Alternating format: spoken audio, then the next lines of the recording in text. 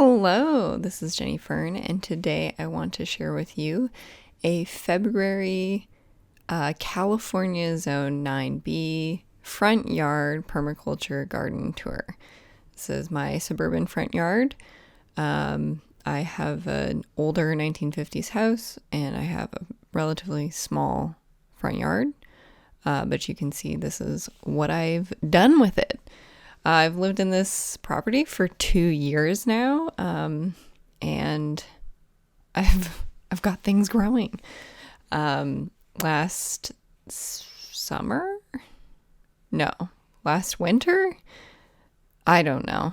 We got this fence put in, and so I'm experimenting with growing up these panels. I really wanted a fence that I could grow up, so I'm growing some peas up them. I also have a ton of daikons in the front yard and radishes in general. So this was filmed on February the 21st, and right now we have fava beans flowering, daikons going to seed, the peas are starting to produce peas, we have onions slowly growing, garlic slowly growing, and different brassicas are going to flower. And I should also mention we still haven't had rain, so it's been maybe like 2 months or over 2 months where we haven't had any rain. I had to start watering the peas because I had 2 or 3 pea plants that were flowering and then they died because it was too dry. So I have had to do that. So I am labeling the plants that I'm showing on the screen. I won't do that every time they show up. I'll just do it probably the first time, or if it's like ambiguous what is going on, I'll do some labeling. But you can see I have a ton of radishes. I've harvested so many radishes. I have, like 12 cans of fermented radish right now. And I have a whole big like grocery bag full of radishes that I still have to process in my fridge. So yeah, I ran out of cans before I ran out of radishes. So I've got to figure out what I'm going to do with that. The arugula has gone to seed. A sad day. I love arugula fresh from the garden. So I guess there's some new additions. There are these plants that I've gotten from a nursery. I won't say all of them are doing well. I don't think I have great luck with growing things from nurseries because I'm so used to growing things from seed and from cutting, where they just tend to be a lot more robust than when you plop something straight from a nursery into a permaculture garden. It does not usually do well in my experience. But I have a honeysuckle and a jasmine and a few other things that you'll see throughout this. Some of the radishes I really, really love the look of. I love the daikons crossed with the red radishes, so I'm saving those for seed, and I'll be really intentional about harvesting that seed particularly and putting those in places where I want them. We also have fall planted spring bulbs that are starting to shoot up, like the daffodil, and I have a few crocus. There's more crocus in the backyard than there is in the front yard, but those are coming up, which is pretty exciting. Here's a nice big radish as well. I've been having a lot of fun seeing the diversity in what comes up when everything's self-sown. Should mention all of the radishes are self-sown, the arugula is self-sown. The only thing that I've done to kind of encourage is take the seed pods from the plants that have gone to seed and kind of stomp them down somewhere. So I might take them from some other place and then stomp them down in an area, but other than that, I didn't do anything. I didn't water any of this, anything like that. There you can see the tops of my radishes in a big pile here. I've been, when I process the radishes, I put the tops into locations that might be useful as mulch or something like that. So it's not going to waste, obviously. And here you can see some more radishes that self-seeded. These are like little cherry bell or something like that radishes, which they were in a pretty shady spot, so I don't think they did as well as they could have if they were in a sunnier spot. And then here you can see a red mustard. So what I'm really trying to do with all of my garden is to get the annuals to be self-seeding, and trying to take advantage of the winter where it does have some moisture to grow, not as much as I can. I'm sure I could grow more, but to really take advantage of the winter rains to grow food, rather than grow everything in summer and have to water extensively. I don't think enough people in California take advantage of the winter rains, because even though it hasn't rained in like 2 months or so, the mulch here has still retained moisture, and we don't have the long hot days yet, so the plants are able to survive even though it's not actively raining. I think if there's one thing I can get across to people who do plant in California is to plant in your soil, as long as it's amenable to that. Because at least where I am, we have a nice clay soil that retains moisture, which is a lot better than like the potting mix that you're gonna get, which will drain moisture. The other thing is to use mulch, and to actually take advantage of our warm winters to grow things without irrigation. So those are my tips for people who live in California. I have weeds that grow in the garden, but I leave the ones that I really think are useful. Like dandelion is quite a useful weed, so I let it stay and propagate itself. Also, I'm letting dock stay so that I can harvest the seed pods. Here you can see I have a bunch of herbs, and I have some greens that grow in the bed between my the front of my house, and there's this like little brick retaining wall. I don't know. It's like a flower bed. So I am growing herbs and such, and root crops and such in this area, which is a little worrisome because my house definitely had lead paint on it because it's from the 50s. But I don't care that much. The opportunity for growing in this area was too big for me not to do that. I do wash everything that I harvest from this area. And so hopefully it's fine. I don't know. Well, I'll just say, look it up and do what you think is right. It might not be the right thing. I don't know. But I scooped out a ton of gravel from this area. This used to be fully graveled with like a landscape fabric to not let in weeds. There was absolutely nothing growing in this area at all. And I scooped out the gravel, took out the landscaping fabric, mulched with grass cuttings every time I mowed this little section of front lawn that I have, and started to throw seeds in here. That's why I have what I have. This would not have happened on its own. Let's be clear about that. Most of this is from seeds that are just kind of thrown on top of the soil. There are some ground covers here that are coming in kind of naturally. Those are like little clovery type ground covers, basically weeds. And then I have herb ground covers as well. My perennial kales are struggling a little bit in the heat. They're getting some pest pressure, and they are starting to go to seed, which is, I think, exacerbating the pest pressures. I cut them down to try to reinvigorate the growth of them, to maybe, halt them from going to seed so much, but that doesn't seem to have worked. But I did take cuttings from them so that I can propagate them and have, truly perennial kale. This is an old sunflower seed head from back in summer. So I just finally took the rest of the seeds and threw them in here. So maybe we'll have some sunflowers. Here you can see a a daffodil. I'm pretty sure. We'll see when it opens, but that's what I think it is. I put some spring bulbs all over the place, and now I'm just seeing where they pop up. It's kind of a fun... oh, look at that. There's a plant.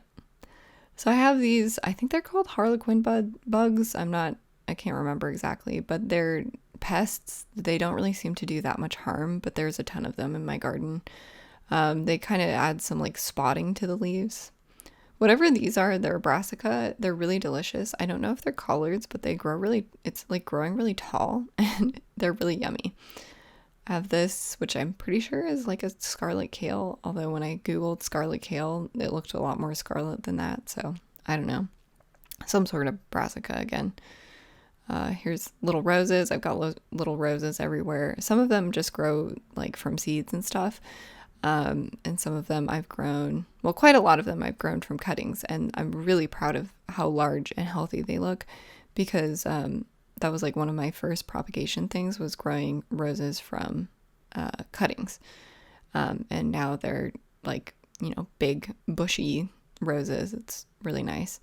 Here I have some calendula. I'm trying to get a lot more calendula in the front yard because I have a ton in the backyard, and I'd love to have a flower in the front yard just to make everything look more appealing, because you can probably tell this doesn't look that appealing like from the street. I love it because it's useful. I can eat from it, and there's so much interesting stuff to look at. But for like, somebody just walking by, I do want to have some nice flowery things to entertain them. Here's my little strawberry patch. It propagated quite a lot towards the end of last year. It sent out a bunch of runners, so now I have all these little plants. It started with just 2. I got 2 plants from a coworker, and I planted them in the backyard, and then I split them 2 plants off of those 2, and now I have some strawberries in this area. You can see it's obviously a lot more. That's just from 1 year. And we are going to have some strawberries soon, which is very exciting. Here are some more radishes. These ones actually grew pretty well, even though they don't look great. The radishes underneath were pretty large. So I think that's a red onion, another rose grown from a cutting, all of these sorts of good things. There you can see a radish that I pulled up that like got stuck halfway in the ground. It was kind of skinny anyway, so whatever. This is an orange tree. It did not produce oranges this year, but here are some flowers, so I'm hoping we'll get some oranges next fall/winter. I guess it's a winter crop. So here you can see I mixed some compost that I made with some potting soil because I didn't have enough compost itself. And then I put it on top of the natural soil, and I put some seeds in it because I can't seed directly into our soil. I know I just said to use our native soil. Also, this bucket has a bunch of native soil in it, but then it has, the top is potting soil so that I can actually get the seeds to like stick in there. So, just figure out something that works for you. But try to not plant only in raised beds. I don't know why people plant in raised beds in California. I have them in my yard because they were already built, but I think they're not really that smart for our climate, considering that we would really like to retain water, and those tend to drain water away. So that's my opinion about that. Let's see. What am I even looking at? Oh, a raspberry. So I ordered a bunch of things from Gurney's, I think is what it's called, because one of my coworkers had a catalog that she wasn't going to use, and they had a coupon for like, I don't know, $100 off or something crazy. So I decided to go for that and get a bunch of things that I've always wanted. So I got like a goji berry and, I don't know, like different raspberries, like actual fruiting shrubs and stuff like that. pretty much everything died. It got to my house in maybe like late spring for this location. So the plants were already exiting dormancy in the package. And then they just didn't do well because it was very, very hot and very dry when I had to plant them. So the only thing that's lived so far is this raspberry. And it really, really didn't do well. So I'm hoping the tiny little amount of growth that it has this year will start to establish and start to do well. Fingers crossed on that. Let's see. Yeah, I don't know what that is. I think it might be a cabbage. I just have some brassicas that I put out in the front yard in like spring or something. And then they didn't grow at all summer, obviously, because the conditions are terrible. And then in winter, they started to grow. This is like a red flowered salvia that I got from a nursery. It seems to be doing all right, so I have high hopes for it. I think it will actually be a nice flower in the front yard. You might notice that I have these like little grassy patches. I'm not too worried about them. That I'm sure that they'll, start to grow and stuff, but I can just always throw some cardboard on them and put like, I don't know, a big pot on top of them and smother them out. I'm not that concerned about it. Here's an artichoke and my lemon tree. My lemon tree actually gave us lemons this year. We got, I don't know, maybe like 15 or something like that. Here's some more plants going to seed, some arugula and some radishes. The daikons in this area actually did very well. I was really happy with them. They were a nice big size. The leaves were not large, but the actual root was quite large. So I think this area is where I will focus the attention of growing daikons. It might also be that there were less in this area in general, because the ones at the front near the fence, that's where I had the daikons growing last spring. I put them there because I wanted to make sure that the dirt right next to the fence, it was like subsoil. When the fence got put in, I wanted to make sure that the ground was covered. So I put in like a bunch of lentils and daikons and stuff like that, and let the daikons go to seed to help improve the soil, which again was just like subsoil on top of wood chips, which is not ideal because you really take the nitrogen out of the soil and make it pretty bad for anything else that you'd want to grow there. But the daikons are doing really well, and then hopefully they'll help improve the soil, help improve drainage in the clay soil, and generally do good things for this area. I'm excited about it. It seems to be doing well so far. So here you can see the big sea of daikons. There are some patches of grass that I need to address somehow. Again, not super worried about it. I have some pea plants that are still doing okay. They're a little delicate and I really don't want to lose them because they just started producing peas. This one's a jasmine from a nursery. I'm really happy to have jasmine. I should have just taken a cutting from one of my neighbors who has a ton of jasmine that overhangs into the sidewalk, but I was always too nervous to do that, so I bought it from a nursery. Here's a rose grown from a cutting. It's doing really well. I'm really proud of the roses that I've planted because they're now quite large and they're going to produce roses this year. So I'm really happy about that kind of long haul enjoyment. That was a pea plant that fell over. I had it growing up of a dead sunflower, but then the sunflower fell over, and so now it's growing just on the ground, which it's getting eaten away by bugs and that, so it's probably not doing that well. So I have some radishes that I've specifically left in here to go to seed because I love the radish. This is one of them. It was so heartbreaking not to pick this guy because he's so big, so beautiful. This beautiful red color and a giant radish. So I'm letting that go to seed so that I can save those seeds and be more deliberate about it. I think I already mentioned that, but that's the plan there. Garlic isn't doing super great this year. I don't know why. And then here's some chives that I transplanted into the front yard from the backyard. That was the last year, and I didn't know any of them took until I was like, I was going to plant some mint, and I was going to plant some mint in the front yard near this perennial kale, and I scraped away the dirt just to find that there was a chive.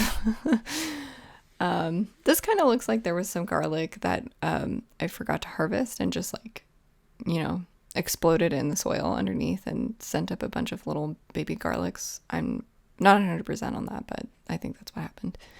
This broccoli went to seed. This is like similar story as the cauliflower, where it was growing all summer and then it just finally started to actually grow during the rain. Anyway, now it's not doing so well because it's getting attacked by aphids. I had an apple grown from seed. I'm very proud of it. Who knows what kind of fruit it's going to produce, but I don't really care that much, because wouldn't it be kind of cute to have an apple tree in your front yard? Here is an ornamental grass from a nursery. I got a couple ornamental grasses because I just think it's interesting to add that kind of structure and diversity into a yard. I got a gift certificate to a nursery, so it's like one of my first times like actually buying stuff from one, and I'm not very good at it. I thought they would have more food. So that prickly pear, I found a loose pad on a walking path, and so I just picked it up and took it home, and then I put it into the soil. So that's what that is. This is what the front yard looks like. Thank you so much for joining me on this tour. Sorry I didn't go super crazy into depth, but I did show you quite a lot of what was going on. And now I will end off by showing you my lovely little cat. He loves hanging out with me in the garden. He's so cute. And I hope you enjoy him. His name is Gordon. So anyway, leave me some comments about, anything that I had to say. If you have any advice, anything like that, I would love to hear it. And as always, thank you for watching.